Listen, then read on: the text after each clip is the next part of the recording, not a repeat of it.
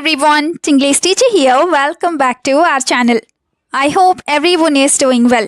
ఈ రోజు కూడా మీ అందరి కోసం మరొక మంచి వీడియో స్టార్ట్ చేయబోయే ముందు ఈ వీడియో డిస్క్రిప్షన్ లో మీ అందరికీ ఉపయోగపడే మంచి ప్రొడక్ట్స్ ని ట్యాగ్ చేశాను. అవి మీకు నచ్చితేనే లింక్ క్లిక్ చేసి పర్చేస్ చేయండి. And now we were having a Telegram channel. ఈ టెలిగ్రామ్ ఛానల్లో ప్రతి నిమిషం కూడా మంచి అవుట్ఫిట్ సజెషన్స్ అలాగే టాప్ డిస్కౌంటెడ్ డీల్స్ పోస్ట్ అవుతూ ఉంటాయి. Through this channel you can save so much money. కాబట్టి ఛానల్ అంతా ఒకసారి చెక్ చేయండి. వర్త్ అనిపిస్తేనే జాయిన్ అవ్వండి. ఛానల్ లింక్ డిస్క్రిప్షన్లో అలాగే కమ్యూనిటీ పోస్ట్లో ఉంది, ఒకసారి చెక్ చేసేయండి. ఇప్పుడైతే ఈ వీడియోలో సన్ ఆర్ సమ్మర్కి సంబంధించిన సెంటెన్సెస్ని ఇంగ్లీష్లో ఈజీగా ఏ విధంగా చెప్పాలో క్లియర్గా ఎగ్జాంపుల్స్తో చూసేద్దాం. సో మీరైతే వీడియోని ఎక్కడ స్కిప్ చేయకుండా చివరి వరకు చూడడానికి ట్రై చేయండి. వీడియో అలాగే వీడియోలో ఉన్న సెంటెన్సెస్ మీకు నచ్చితేనే ఒక లైక్ చేయండి. ఇప్పుడైతే ప్రీవియస్ వీడియోలో నేను మిమ్మల్ని 2 క్వశ్చన్స్ అడిగాను కదా, వాటి యొక్క ఆన్సర్స్ని చూసేద్దాం. ఫస్ట్ వన్ ఈజ్ వడగాలి. వడగాలిని మనం ఇంగ్లీష్లో hot winds or heat waves అని చెప్తాం. Now the second question is నేను ఇంకా మామిడి పండు తినలేదు. ఈ సెంటెన్స్ని ఇంగ్లీష్లో I haven't eaten mango yet ఈ విధంగా చెప్తాం. ఇప్పుడైతే ఈ వీడియోలో మీకోసం 2 క్వశ్చన్స్ ఉంటాయి కదా, వాటిలో ఫస్ట్ వన్ ఈజ్ ఇంగువ. ఇంగువని మనం ఇంగ్లీష్లో ఏ విధంగా చెప్తాం? What do we call this in English? Let me know in the comments.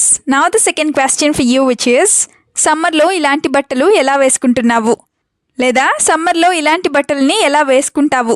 ఈ సెంటెన్స్ని ఇంగ్లీష్లో ఏ విధంగా చెప్తామో మర్చిపోకుండా కామెంట్ సెక్షన్లో కామెంట్ చేసి చెప్పేయండి. ఇప్పుడైతే లేట్ చేయకుండా మన వీడియోని స్టార్ట్ చేసేద్దాం. Let's get started. Sentence number 1 of this video is ఎండలో వద్దు తర్వాత వెళ్ళు. ఇది చాలా ఫ్రీక్వెంట్గానే అంటూ ఉంటారు కదా, సో దీన్ని ఇంగ్లీష్లో don't go in the sun you go later or you don't go in the sun you go later ఈ విధంగా చెప్తాం. ఇప్పుడైతే ఫస్ట్ ఎగ్జాంపుల్ని చూద్దాం. అదేంటంటే it's not too hot outside so we can go now. It's not too hot outside so we can go now అంటే బయట అంత ఎండగా లేదు లేదా అంత వేడిగా లేదు కాబట్టి మనం వెళ్ళిపోవచ్చు అని. Now the second example is nothing will happen if I go out in the sun once so I will go and work. Or nothing will happen if I go out in the sun once so I will go and complete my work. అంటే ఒక్కసారి ఎండలో బయటికి వెళ్తే ఏమీ అవ్వదు కాబట్టి నేను బయటికి వెళ్ళి నా పని పూర్తి చేసుకుంటాను అని. సెంటెన్స్ నెంబర్ 2 ఈజ్ ఎండకి కాకిలాగా మారిపోయావు. ఇది కూడా చాలా ఫ్రీక్వెంట్గానే అంటూ ఉంటారు కదా, సో దీన్ని ఇంగ్లీష్లో You have turned into a crow because of the sun. You have turned into a crow because of the sun. ఈ విధంగా చెప్తాం. You have turned into a crow అంటే నువ్వు కాకిలాగా మారిపోయావు అని. ఇప్పుడైతే 2 ఎగ్జాంపుల్స్ని చూద్దాం. First one is If I stay at home for 2 days, my face will be fine again. If I stay at home for 2 days, my face will be fine again. అంటే నేను గనక 2 రోజులు ఇంట్లోనే ఉంటే నా ముఖం మళ్ళీ మామూలుగా అయిపోతుంది లేదా మళ్ళీ యథావిధిగా అయిపోతుంది అని. Another example is don't stay in the sun all day. Don't stay in the sun all day అంటే నువ్వు రోజంతా ఎండలో ఉండొద్దు లేదా ఉండకు అని. సెంటెన్స్ నెంబర్ 3 ఈజ్ దారంతా దాహం వేస్తూనే ఉంది లేదా దాహం వేస్తూ ఉంది. ఇది కూడా చాలా ఫ్రీక్వెంట్గానే అంటూ ఉంటారు కదా, సో దీన్ని ఇంగ్లీష్లో I am thirsty all the way. I am thirsty all the way. Thirst అంటే దాహం అని. Now the first example of this sentence is I couldn't find a single cool drink on my way back. I was so thirsty. Or I couldn't find a single cool drink on my way back. So I was so thirsty. అంటే నేను తిరిగి వచ్చేటప్పుడు దారిలో ఒక్క cool drink కూడా కనిపించలేదు, నాకు చాలా దాహం వేసింది అని. Another example is I drank a lot of cool drinks because of the sun. I drank a lot of cool drinks because of the sun. అంటే ఎండ కారణంగా లేదా ఎండ వల్ల నేను చాలా కూల్ డ్రింక్స్ తాగేశాను అని. సెంటెన్స్ నెంబర్ 4 ఈజ్ చెమటతో పూర్తిగా తడిచిపోయాను. ఇది కూడా సమ్మర్లో చాలాసార్లు వింటూ ఉంటాం కదా, సో దీన్ని ఇంగ్లీష్లో I am completely drenched in sweat. I am completely drenched in sweat ఈ విధంగా చెప్తాం. drenched అంటే తడిచిపోవడం అని, drenched in sweat అంటే చెమటతో తడిచిపోవడం అని. Now the first example is I need to take a shower right away. I am so irritated. Or I need to take a shower right now because I am so irritated. అంటే నేను ఇప్పుడే స్నానం చేయాలి ఎందుకంటే నాకు చాలా చిరాకుగా ఉంది అని. Another example is why are you sweating so much? Or why are you sweating a lot? అంటే నీకు ఎందుకు ఇంత చెమట పడుతోంది లేదా నీకు ఎందుకు ఇన్ని చెమటలు పడుతున్నాయి అని. Sentence number 5 is current bill ఎక్కువగా వచ్చింది. ఇది కూడా చాలాసార్లు అంటూ ఉంటారు కదా. సో దీన్ని ఇంగ్లీష్లో this month's electricity bill has been high.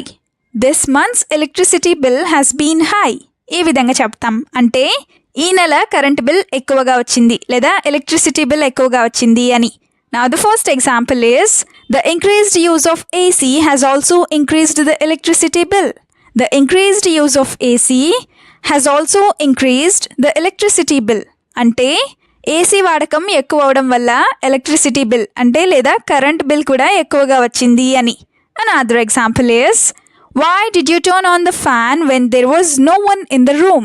Why did you turn on the fan when there was no one in the room? అంటే రూమ్లో ఎవరూ లేకపోయినా కూడా నువ్వు ఫ్యాన్ ఎందుకు ఆన్ చేశావు లేదా ఫ్యాన్ ఎందుకు వేశావు అని. సెంటెన్స్ నెంబర్ 6 ఈజ్ రోజు సాయంత్రం డాబాపైకి వెళ్తాను. ఇది కూడా చాలా మంది అనుకుంటూ ఉంటారు కదా. సో దీన్ని ఇంగ్లీష్లో I go up to the terrace every evening. I go up to the terrace every evening ఈ విధంగా చెప్తాం.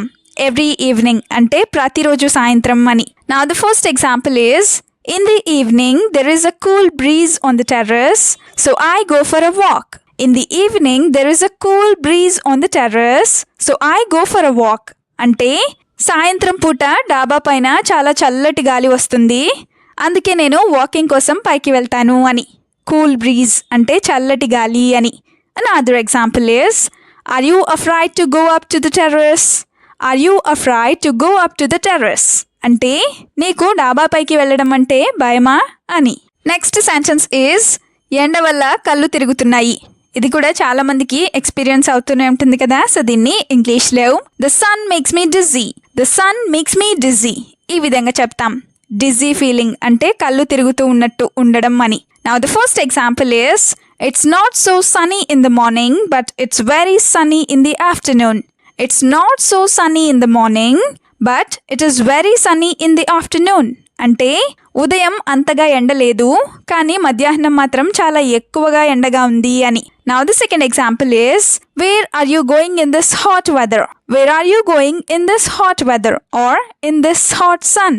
అంటే ఇంత వేడి వాతావరణంలో లేదా ఇంత ఎండగా ఉన్నప్పుడు నువ్వు ఎక్కడికి వెళ్తున్నావు అని. Now the last sentence is చెప్పులు మర్చిపోయాను కాళ్ళు కాలుతున్నాయి. ఇలా కూడా అనుకుంటూ ఉంటారు కదా. సో దీన్ని ఇంగ్లీష్లో I forgot my sandals my feet are burning.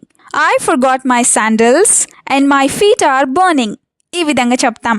ఇప్పుడైతే 2 ఎగ్జాంపుల్స్ని చూద్దాం. First one is I don't understand why I came out on to the road barefoot. I don't understand why I came out on to the road barefoot. అంటే నేను చెప్పులు లేకుండా road మీదకు ఎందుకు వచ్చానో నాకు అర్థం కావడం లేదు అని. బేర్ ఫుట్ అంటే ఉత్తి కాళ్ళతో అంటే లేదా చెప్పులు లేకుండా అని. Another example is I lost my sandals near the temple, so I walked barefoot.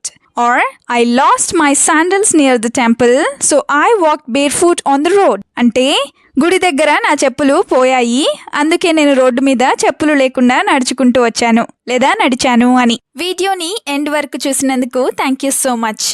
వీడియోలో ఉన్న సెంటెన్సెస్ అన్నీ తరచూ ప్రాక్టీస్ చేస్తూ ఉన్నట్లయితే you will become a better and fluent English speaker.